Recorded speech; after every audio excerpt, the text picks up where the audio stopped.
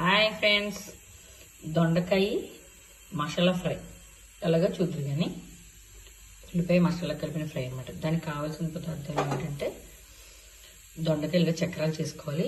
ఉల్లిపాయలు ఒక కప్పుడు ఇలాగా మిక్స్ చేసేయాలి. ఉల్లిపాయలు ముక్కలు కోసుకుని మిక్సీలో ఇలా మెత్తగా చేసుకోవాలన్నమాట. కొంచెం పసుపు, కారం. ఇది మెత్తగా చేసుకున్నప్పుడు సాల్ట్ వేసి మెత్తగా చేసుకోవాలి ఫ్రిడ్జ్ అని మిక్సీలో. ధనియాల పొడి, కొంచెం గరం మసాలా పొడి. ఈ గరం మసాలా పొడి ఎలా అంటే ఫస్ట్ కుకింగ్ ప్రిపరేషన్స్లో మీకు చెప్పాను. యాలకులు, లవంగాలు, దాల్చిన చెక్క కొట్టిన పొడి అనమాట. ఇది కొంచెం వేసుకోవాలి. ఓకేనా? కావాల్సిన పద్ధతులు ఇవి. తయారీ విధానానికి వద్దాం. బాండీలు పెట్టి వేసుకుంటుందా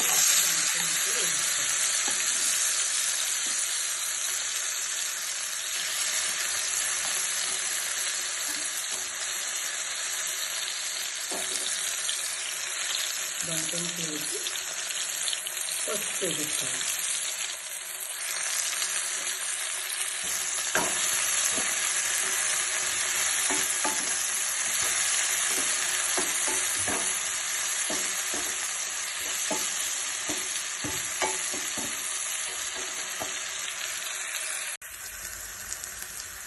ఒక 5 minutes సిమ్లో పెడితే ఇలా మగ్గుతాయి అన్నమాట. వడుగుతాయి.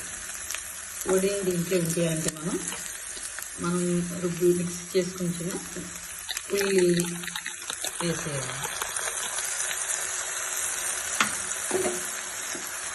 ఇంకా మనం సాల్ట్ వేసి రుబ్బామన్నమాట.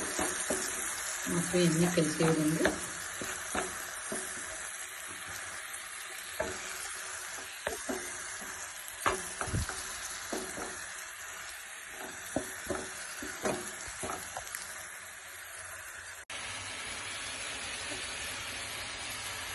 ఇంటికి మనం ఆయిల్ వేసామండి. ఆయిల్ వేసి దొండకాయ చక్రాలు ఉంటాయి కదా, అవి వేసి కొంచెం వడిలిన తర్వాత ఉల్లిపాయ మిక్స్ చేసాం కదండి. సాల్ట్ వేసి ఉల్లిపాయలు గ్రైండర్లో మిక్స్ చేసాం అన్నమాట.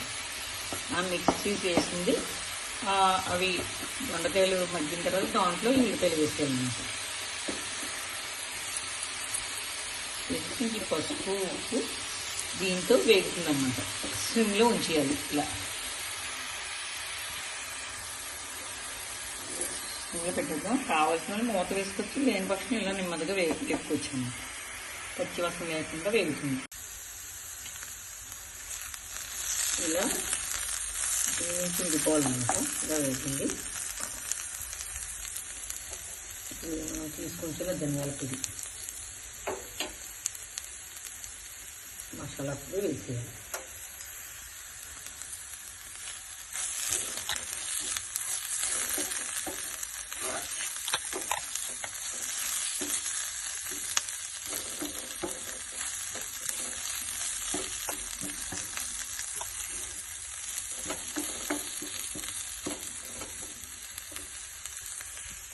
నీళ్ళు వేగిన తర్వాత కారం వేసేయాలి. టేస్ట్కి తగ్గట్టు కారం.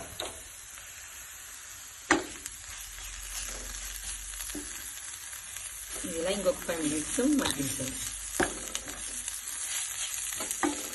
ఇష్టమైన వారు ఏంటంటే దీంట్లో కొంచెం అరకప్పు వాటర్ వేసుకోవచ్చు. లేని వాళ్ళు ఇలా సర్వ్ చేసుకోవచ్చు.